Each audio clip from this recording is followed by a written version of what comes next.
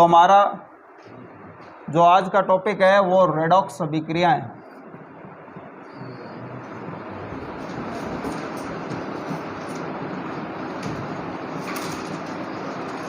Redox अभिक्रियाओं के लिए बहुत सारी डेफिनेशन दी हुई है और सबसे पहले हम चार इनकी पुरानी जो डेफिनेशन है उन पुरानी डेफिनेशन के बारे में पढ़ेंगे। ये सब आपको कराया हुआ है इसलिए आपको लिखने की ज़रूरत नहीं है, आप सिर्फ देख लो। रेडॉक्स अभिक्रिया दो चीज़ों का कॉम्बिनेशन होती है। इसके अंदर दो चीज़ें शामिल होती है, एक ऑक्सीकरण ऑक्सीडेशन और रिडक्शन। इन दोनों को कंबाइंड रूप से एक साथ जब ये होते हैं ऑक्सीकरण और अपचयन तो इसको बोलते हैं रेडॉक्स अभिक्रिया। लेकिन हम एक साथ तो तभी पहचान पाएंगे जब हमें अलग अलग मालूम होगा कि ये होते क्या हैं। तो इस ऑक्सीकरण और अपचयन की ये और डेफिनेशन है कि ऑक्सीकरण क्या होता है। ऑक्सीकरण होता है किसी भी तत्व में ऑक्सीजन का जुड़ना, किसी भी स्पीशीज में ऑक्सीजन का जुड़ना ऑक्सीकरण कहलाता है। जैसे ये मैग्नीशियम है, इसकी रिएक्शन अगर ऑक्सीजन से करवाई जाए तो फिर ये मैग्नीशियम के साथ ऑक्सीजन जुड़ जाता है तो हम इसको कहते हैं कि ये ऑक्सीकरण है। तो हम कह देंगे कि मैग्नीशियम का ऑक्सीकरण हो गया। तो इसको आपको ऑक्सीकरण और अपचयन किसका हुआ ये बताने के लिए सिर्फ इन पे ध्यान रखना है, इसके बारे में नहीं बात करनी है कभी कि इनमें से किसका हुआ। हमेशा इनमें से किसी का होगा। तो किसका हुआ है? मैग्नीशियम का। मैग्नीशियम का इसमें ऑक्सीकरण हुआ है। ध्यान रखना, ऐसे पुराने पैटर्न पे भी कई क्वेश्चन है। फिर दूसरा सेकंड ऑक्सीकरण कि जो ऋण विद्युतीय तत्व होता है, इलेक्ट्रोनेगेटिव एलिमेंट होता है ऋण विद्युतीय तत्व। इस ऋण विद्युतीय तत्व में वैसे तो कई होते हैं लेकिन मोस्टली हैलोजन आते हैं, ये Cl, Br, I और F। इनके एग्जाम्पल आपको सबसे ज्यादा मिलेंगे।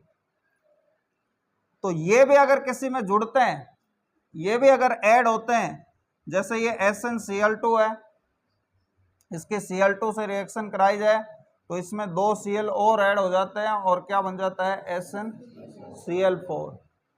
तो SnCl2 जो है ये SnCl2 का क्या हो गया? ऑक्सीकरण हो गया। क्यों हो गया? क्योंकि इसमें और ऋण विद्युतीय तत्व जुड़ गया। तो SnCl2 का ऑक्सीकरण। फिर तीसरी परिभाषा, दो तो है जुड़ने की और दो है हटने की, रिमूवल की। तो सबसे पहले हाइड्रोजन का हटना, यानी किसी में से भी अगर हाइड्रोजन हटता है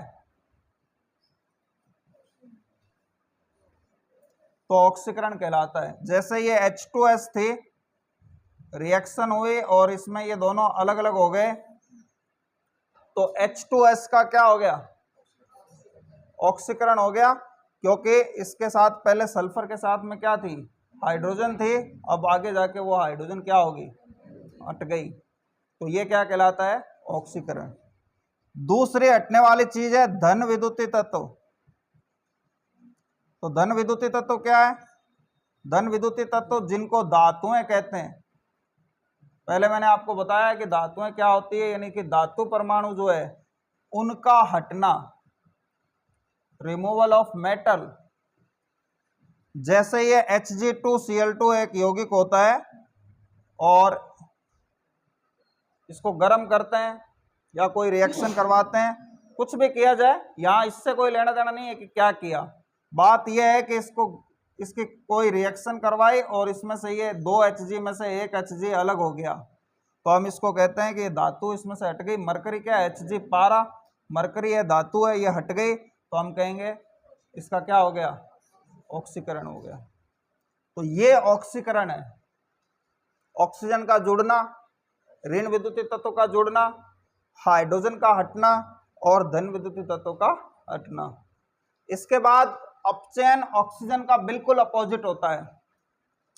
यानी आपको याद सिर्फ यही रखना है और बाकी ये याद रखना है कि ये इसका अपोजिट होता है, जिससे कि कंफ्यूजन नहीं हो कहीं। मिक्सिंग नहीं हो कोई क्वेश्चन की। जैसे अगर ऑक्सीकरण ऑक्सीजन का जुड़ना होता है तो अपचयन ऑक्सीजन का क्या होता है, हटना होता है। जैसे ये HGO है, इस HGO में से ऑक्सीजन रिमूव हो गया, हट गया, तो ऑक्सीजन का हटना अपचयन कहलाता है, तो हम कहेंगे HGO का अपचयन हो गया। दूसरा, ऋण विद्युतीय तत्व का जुड़ना ऑक्सीकरण होता है, तो इसका हटना क्या होता है, ऋण विद्युतीय तत्व का हटना, तो ऋण विद्युतीय तत्व का हटना कहलाएगा अपचयन। इसमें भी दो हटना है और दो जुड़ने गए, तो ऋण विद्युतीय तत्व का हटना, जैसे इसी रिएक्शन को पलट के लिख दें, या चलो दूसरी रिएक्शन ले लें, जैसे FeCl3 है, ये टूट जाता है FeCl2 और Cl2 में। तो पहले इसके साथ Fe के साथ 3 Cl थे और अब कितने रह गए, 2, यानी कि एक हट गया। जरूरी नहीं है कि सारे हटे, एक भी हट गया तो वो क्या कहलाएगा, अपचयन कहलाएगा। फिर तीसरा जो है, इसमें था हाइड्रोजन का हटना, तो इसमें क्या हो जाएगा, हाइड्रोजन का जुड़ना, एडिशन ऑफ हाइड्रोजन, तो हाइड्रोजन का योग भी जिसको कह सकते हैं। तो जैसे अब ये इसी रिएक्शन को पलट के हम लिख दें कि ये जो H2S है, इस H2 के साथ S की रिएक्शन करवाई जाए और इससे H2S बनाई जाए, तो अब हम यहाँ कहेंगे कि ये जो सल्फर है इसका क्या हो गया, अपचयन हो गया, क्योंकि इसके साथ हाइड्रोजन जुड़ गई रिएक्शन के दौरान। और चौथा, ये धन विद्युतीय तत्व का जुड़ना, तो धन विद्युतीय तत्व का जुड़ना इसी रिएक्शन को, जैसे HgCl2 है, इसको जब Hg के साथ पीसा जाता है,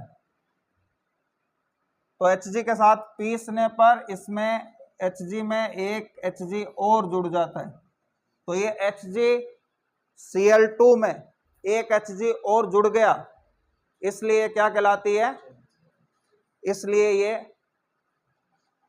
अपचयन कहलाता है। किसका अपचयन, इसका कि इसका, HgCl2 का, Hg का नहीं, HgCl2 का क्या हुआ है, अपचयन हुआ है। ठीक है, क्योंकि जुड़ा इसके साथ है, इसके साथ नहीं जुड़ी है धातु, ये तो खुद धातु है। ठीक है, अब ये पुरानी डेफिनेशन है, इन पुरानी डेफिनेशन से ऑक्सीकरण और अपचयन को अलग अलग तो डिफाइन किया जा सकता है, लेकिन ऑक्सीकरण और अपचयन ऐसी रिएक्शन है जो एक साथ कंप्लीट होती है, एक साथ होती है। जहां ऑक्सीकरण होगा वहां क्या होगा, अपचयन भी होगा, जहां अपचयन होगा वहां ऑक्सीकरण भी होगा। तो इन परिभाषाओं से हम दोनों तरफ की बात को समझा नहीं सकते, या तो ऑक्सीकरण को समझा सकते हैं या अपचयन को समझा सकते हैं। तो पहले आपके कंपटीशन में सिंगल क्वेश्चन जब है, सिंगल चीज कोई पूछी जाएगी, तो उसमें आप इनको भी देख के आधार बना के क्या कर सकते हो, आंसर दे सकते हो, जब सिंगल ऑक्सीकरण या अपचयन पूछा जाए और दोनों चीजें पूछी जाए। फिर उस केस में जो आजकल के जो मॉडर्न कंसेप्ट है ऑक्सीकरण और अपचयन का, उसी से इस चीज को समझाया जाता है कि ऑक्सीकरण और अपचयन की जो आधुनिक धारणा है कि जिससे हम किसी रेडॉक्स अभिक्रिया को समझा सकें, तो रेडॉक्स अभिक्रिया को समझाने के लिए जो आधुनिक धारणा है जिसको इलेक्ट्रॉनिक धारणा भी कहते हैं, मतलब इलेक्ट्रॉन के आधार पे ऑक्सीकरण और अपचयन को समझाना। तो सबसे पहले ऑक्सीकरण, तो ऑक्सीकरण जो होता है किसी भी स्पीशीज में, स्पीशीज से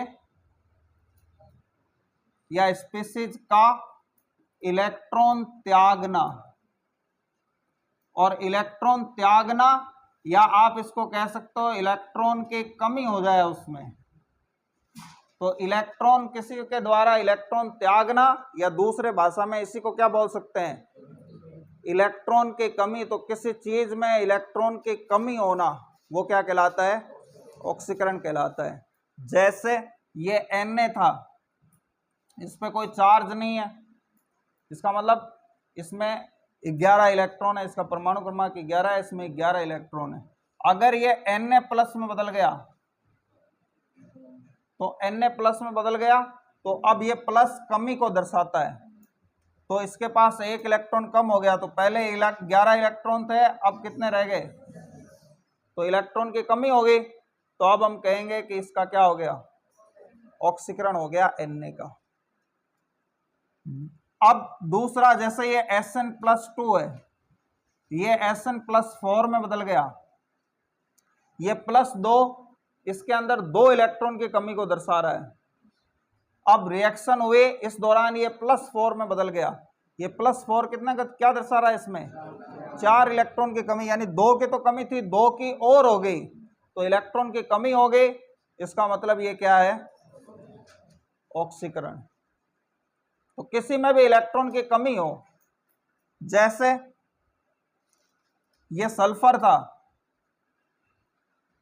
इसके पास कोई एक्स्ट्रा इलेक्ट्रॉन नहीं है अभी, क्योंकि कोई चार्ज नहीं है इस पे, तो इसके जितने इलेक्ट्रॉन होते हैं उतने इलेक्ट्रॉन है इसके पास जितने के 16 होते हैं। और अब ये S-2 में बदल गया किसी अभिक्रिया के दौरान, तो S-2 में बदल गया, तो क्या हो गया, ये माइनस क्या दिखाता है, एक्स्ट्रा इलेक्ट्रॉन को दर्शाता है। तो इसके पास 2 इलेक्ट्रॉन एक्स्ट्रा आ गए, यानी अब 18 इलेक्ट्रॉन हो गए। सॉरी, ये अपचयन का एग्जाम्पल हो गया, उल्टा। S-2 है, इसके पास 2 एक्स्ट्रा इलेक्ट्रॉन है, और आगे जाके ये किस में बदल गया, S में बदल गया, तो इसके पास 2 एक्स्ट्रा इलेक्ट्रॉन थे, और अब ये कोई भी एक्स्ट्रा नहीं है, यानी 2 एक्स्ट्रा इलेक्ट्रॉन थे, वो क्या, यानी कि 18 इलेक्ट्रॉन थे इसके पास। 16 होते ही हैं, 2 एक्स्ट्रा हो गए, तो 16 + 2 कितने हो गए, 18। और यहाँ आके इस पे कोई चार्ज नहीं है, इसका मतलब इसमें 16 इलेक्ट्रॉन है, तो 2 इलेक्ट्रॉन की क्या रहेगी, कमी।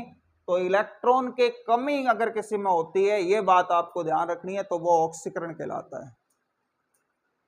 ठीक है, फिर उसके बाद अब आगे अपचयन। अपचयन की बात करें तो अपचयन अब इसका अपोजिट है, सिंपल सी बात है। आपको हमेशा ये अपचयन में कोई याद नहीं रखना है, बस ये ध्यान रखना है ये इसका अपोजिट है। तो किसी भी स्पीशीज का इलेक्ट्रॉन त्यागना की जगह क्या हो जाएगा, ग्रहण करना। और ग्रहण कोई करेगा, तो ग्रहण करेगा तो इलेक्ट्रॉन की क्या हो जाएगी, उसमें इलेक्ट्रॉन की वृद्धि हो जाएगी। तो किसी में इलेक्ट्रॉन की वृद्धि हो तो वो अपचयन है, बस इतनी सी बात आपको याद रखनी है। इलेक्ट्रॉन इंक्रीज होते हैं किसी भी चीज में, इसका मतलब वो क्या है, अपचयन है, रिडक्शन है। ठीक है, अब इसके भी कुछ एग्जाम्पल देख सकते हैं अपने, जैसे ये Cl है, हालांकि Cl जनरली Cl2 की फॉर्म में पाया जाता है, Cl नहीं होता, मिलता नहीं है प्रकृति में, नेचर में। ये Cl2 Cl- में बदल गया। अब Cl2 हो या Cl हो, मतलब कोई चार्ज नहीं है, मेन बात अपने को ये देखनी है। तो कोई चार्ज नहीं है, इसका मतलब इसके पास कोई एक्स्ट्रा इलेक्ट्रॉन नहीं है। लेकिन ये Cl- में बदला, तो Cl- में बदला तो अब इसके पास क्या हो गया, एक एक्स्ट्रा इलेक्ट्रॉन हो गया, इलेक्ट्रॉन की वृद्धि होगी। जैसे नाइट्रोजन है, नाइट्रोजन इसके पास -1 है, इसका मतलब इसके पास एक एक्स्ट्रा इलेक्ट्रॉन है, यानी कि नाइट्रोजन का परमाणु क्रमांक होता है 7, उस 7 से एक एक्स्ट्रा है, यानी कि इसके पास 8 इलेक्ट्रॉन है अगर इसके ऊपर -1 है तो।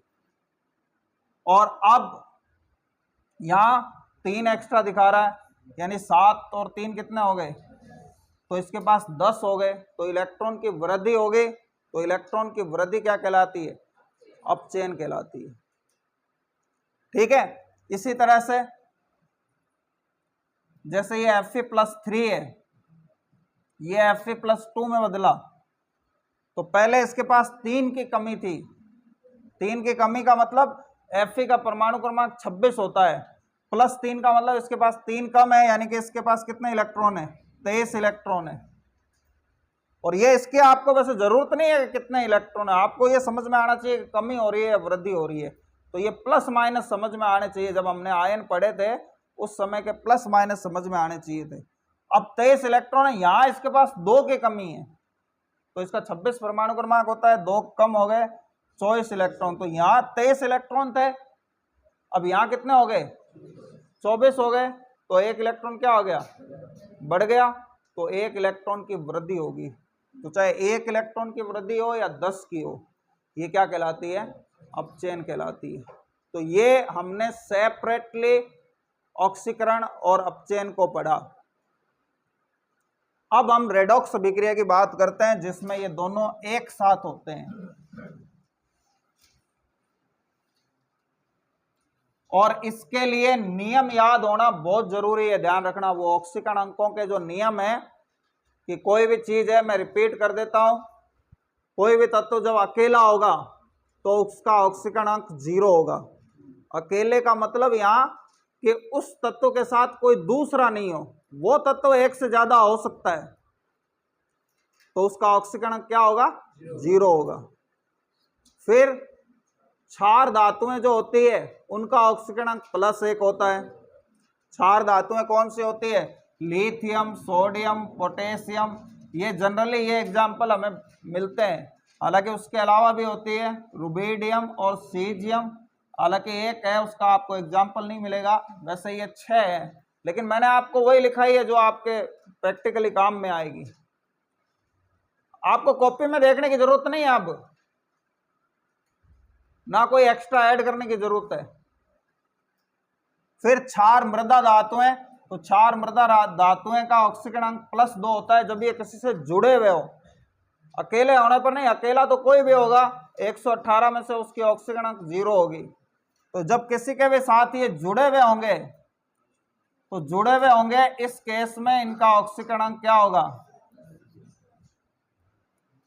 +2 होगा, जब भी ये किसी के साथ जुड़े हुए होंगे। फिर हाइड्रोजन का ऑक्सीकरण अंक जनरली कितना होता है? +1 होता है। ऑक्सीजन का ऑक्सीकरण अंक जनरली कितना होता है? -2 होता है।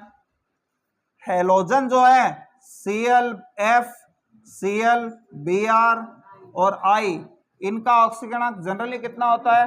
-1 होता है। ये इतनी बातें आपको बस याद रखनी है, 5-6 लाइनें, फिर आप ऑक्सीकरण और अपचयन के हर सवाल का जवाब दे देंगे।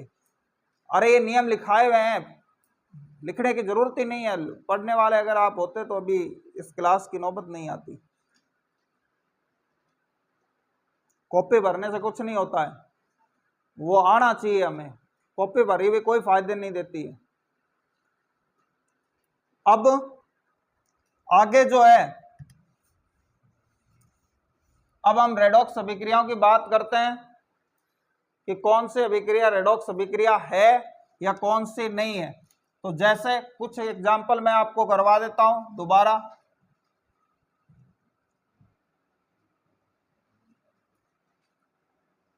कि जैसे ये है, इससे NaCl बन रहा है। अब यहां Na अकेला है तो इसका ऑक्सीकरण अंक 0। Cl भी अकेला है, भले ही 2 Cl है, अकेले से यहां मतलब कि उसके साथ कोई दूसरा नहीं है, तो Cl2 में Cl, अच्छा ऑक्सीकरण अंक की जब बात की जाएगी तो सिंगल के लिए की जाएगी। यूं नहीं कहा जाएगा कि Cl2 का ऑक्सीकरण अंक क्या है? 0 है, बल्कि यूं कहा जाएगा कि Cl2 में Cl का ऑक्सीकरण अंक क्या है? 0 है। ठीक है ना? तो इनका 0 है। अब यहां पर ये क्षार धातु है, ये किसी के साथ जुड़ी हुई है, तो उसका ऑक्सीकरण अंक कितना होता है? तो इसका यहां +1 हो गया, यानी Na के ऊपर +1 हो गया। यहां दिख नहीं रहा है, हमें दिखाया नहीं जाएगा कभी भी। Cl क्या है? हेलोजन है। हेलोजन जब किसी के साथ जुड़ी हुई होती है -1, तो Cl पे -1 है। तो अब हमें पता चल गया कि ये Na किस में बदल रहा है? Na+ में बदल रहा है। ये बात हम लिख लेंगे ऐसे। अब आप देखो, इसमें इलेक्ट्रॉन की कमी हो रही है या वृद्धि हो रही है? इलेक्ट्रॉन की कमी हो रही है, तो हम बोल देंगे कि Na का क्या हो रहा है? ऑक्सीकरण।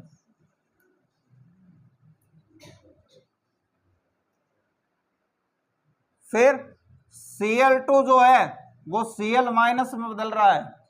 अब आप देख लो, इसमें इलेक्ट्रॉन की कमी हो रही है कि वृद्धि हो रही है? वृद्धि हो रही है, तो इसका मतलब इसका क्या हो रहा है? अपचयन।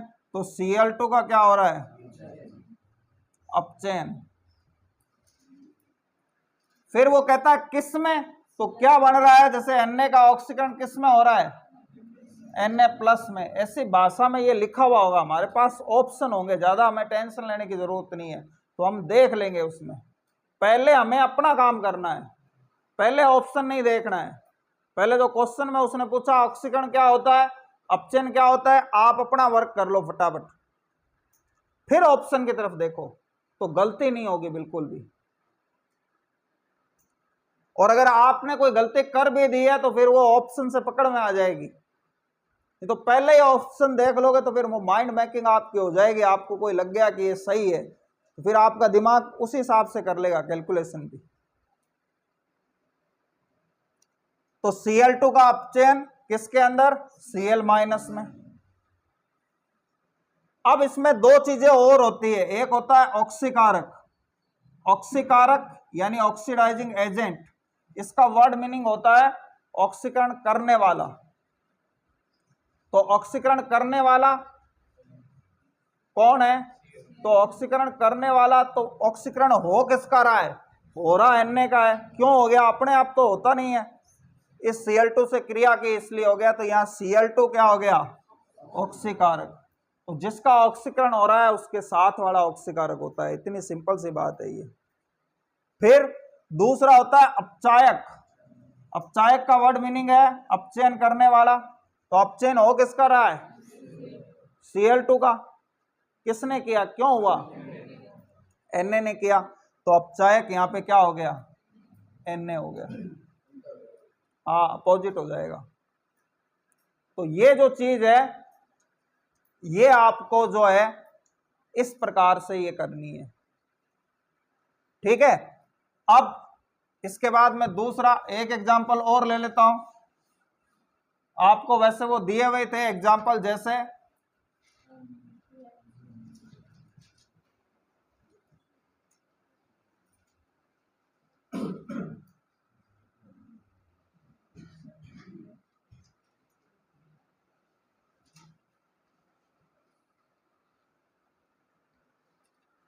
H2S plus SO2।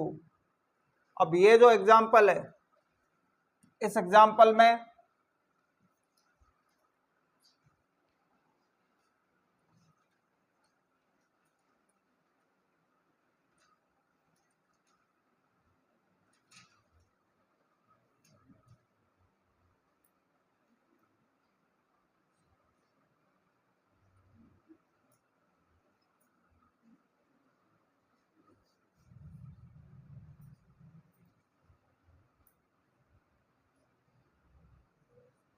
चलो एक बार बैलेंस अपन इसको बाद में करेंगे, पहले हमारा जो ऑक्सीकरण अपचयन वाली बात है वो देख लेते हैं।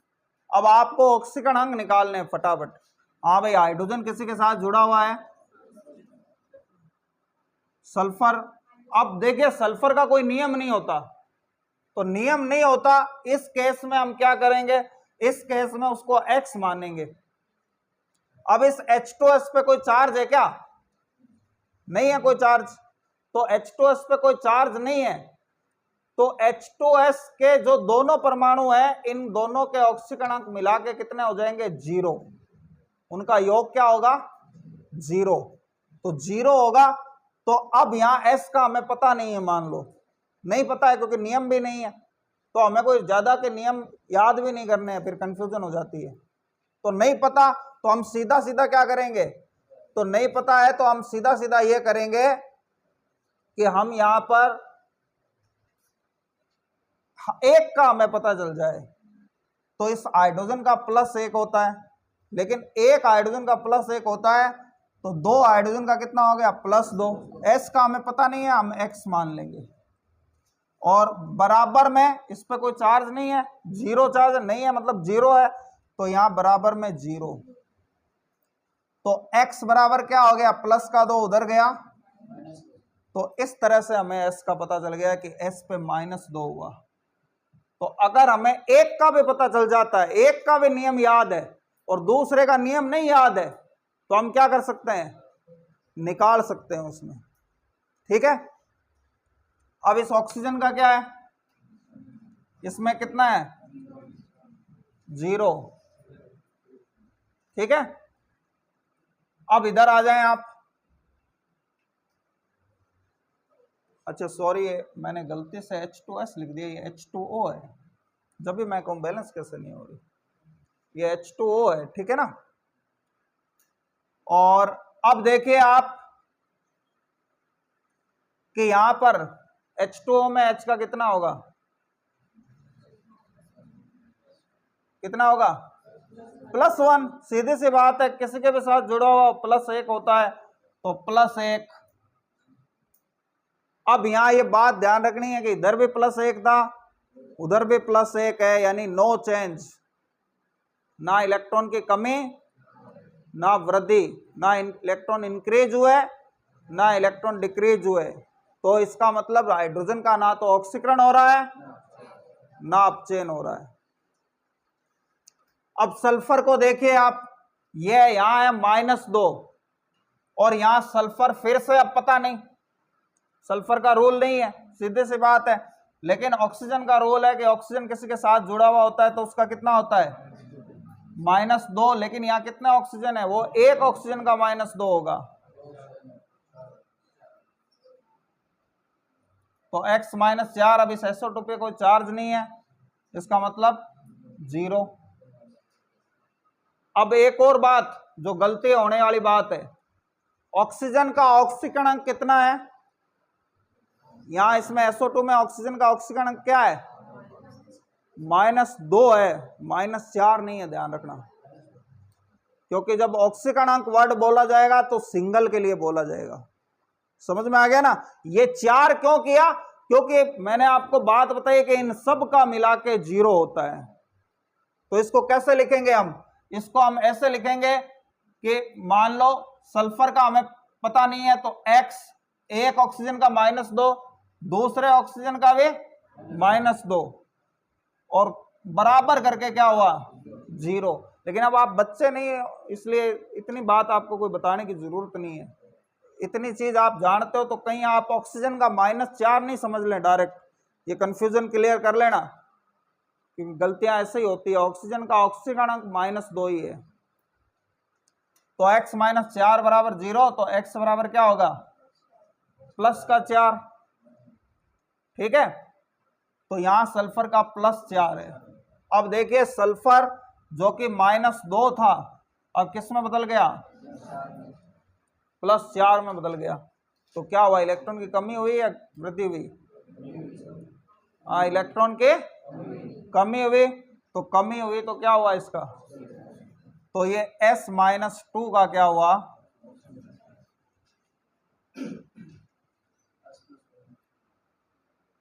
पहले आप ये याद रखोगे क्या हुआ, किसका ऑक्सीकरण हुआ, वो पूछने पर है, वो बात आप बाद में लिखने की आदत डालो ताकि कंफ्यूजन नहीं क्रिएट हो।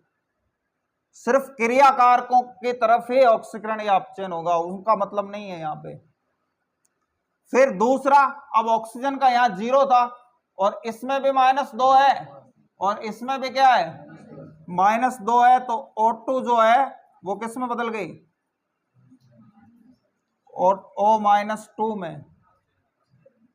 तो क्या हुआ, इलेक्ट्रॉन क्या हुए, वृद्धि हुई कि वृद्धि हुई, और इलेक्ट्रॉन की वृद्धि क्या कहलाती है, अपचयन कहलाती है, ठीक है। अब बात यहां आती है ऑक्सीकारक की,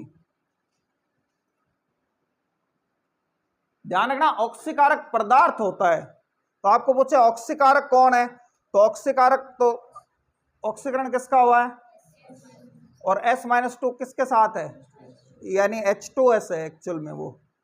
तो किसने किया, O2 ने। तो ऑक्सीकारक कौन हो गया, O2। और अपचायक, अपचायक अपचयन किसका हुआ, O2 का हुआ, किया किसने,